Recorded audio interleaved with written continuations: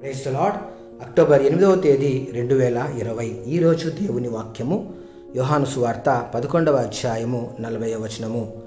నీవు నమ్మిన ఎడల దేవుని మహిమను చూతువని నేను నీతో చెప్పలేదా అని ఆమెతో అనెను. అవును క్రీస్తునందు ప్రియులారా, యేసుక్రీస్తు మార్తాను, ఆమె సహోదరి అయిన మరియను, లాజరును అత్యధికముగా ప్రేమించెను. అనేక పర్యాయములు బేతనీలో ఉన్న వీరి ఇంటికి యేసుక్రీస్తు వస్తూ ఉండేవారు. లాజరు అనారోగ్య పాలై ఉన్నాడని క్రీస్తుకు వర్తమానము పంపిరి. కానీ క్రీస్తు యోర్దాను ప్రక్కన ఉన్న ఏరియా అను ప్రాంతంలో వాక్యమును ప్రకటిస్తూ ఉండెను. లాజరు యొక్క స్థితిని విన్న క్రీస్తు, ఈ వ్యాధి మరణము కొరకు వచ్చినది కాదు గాని దేవుని కుమారుడు దాని వలన మహిమపరచబడినట్లు దేవుని మహిమ కొరకు వచ్చినదనెను. తానున్న చోటునే ఇంకా 2 దినములు నిలిచెను. యేసు బేతనీకి తిరిగి వచ్చేసరికి లాజరు చనిపోవుట, సమాధి కూడా చేయబడుట జరిగెను.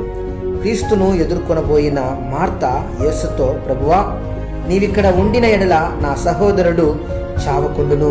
నిజమే ప్రియులారా, క్రీస్తు మన జీవితంలో మనతో కూడా ఉండిన ఎడల కీడు మనకు సంభవించదు. మార్తాకు ప్రత్యుత్తరముగా యేసుక్రీస్తు చెప్పినటువంటి మాట, నీ సహోదరుడు మరలా లేచును. యేసు అతనిని ఎక్కడ ఉంచిరి అని మార్తాను అడిగగా, సమాధి చేయబడిన చోటికి వచ్చి కన్నీళ్లు విడిచెను. మన జీవితంలో కూడా మన దుఃఖములో, మన నిట్టూర్పులలో, మన కన్నీటి బ్రతుకుల మధ్యలో మనం మాత్రమే కాదు, మన వెన్నంటే ఉన్నటువంటి ఆ క్రీస్తు మనతో పాటు ఆయన కూడా మన వేదనలలో కన్నీరు విడుస్తూనే ఉన్నాడు, దుఃఖిస్తూనే ఉన్నాడు అని మనము గుర్తించగలగాలి.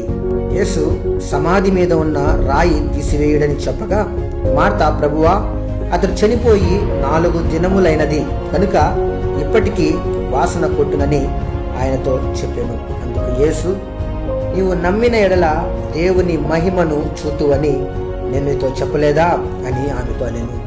ఈ వాక్యం వింటున్నటువంటి నా ప్రియ సహోదరి సహోదరుడా, ఒకవేళ నీవు కూడా ఇలాగా తలంచుచున్నావేమో, నా జీవితము ఇంతే, నా జీవితము ముగిసెను, నేను ఇలానే మిగిలిపోతాను, నా స్థితిని ఎవరు మార్చలేరు, నా బ్రతుకు ఇంతే, నాకు భవిష్యత్తు లేదు, నాకిక ఉద్యోగము రాదు, నాకిక పిల్లలు పుట్టరు, నాకిక వివాహము జరగదు, నా యొక్క ఆర్థిక పరిస్థితి ఇక మారదు, నాకిక అభివృద్ధి లేదు, నా పిల్లల జీవితము ఇంతే, నా భర్త ఇంతే, త్రాగుడుకు వ్యసనాలకు గురైనటువంటి నా భర్త ఇక మారడు, నా జీవితం అంతా అవమానము, నిందలే, కన్నీరే, నా రోగము ఇక బాగు కాదు, ఇలా నీవు తలంచుచూ ఉన్నావేమో, కృంగిపోతూ ఉన్నావేమో.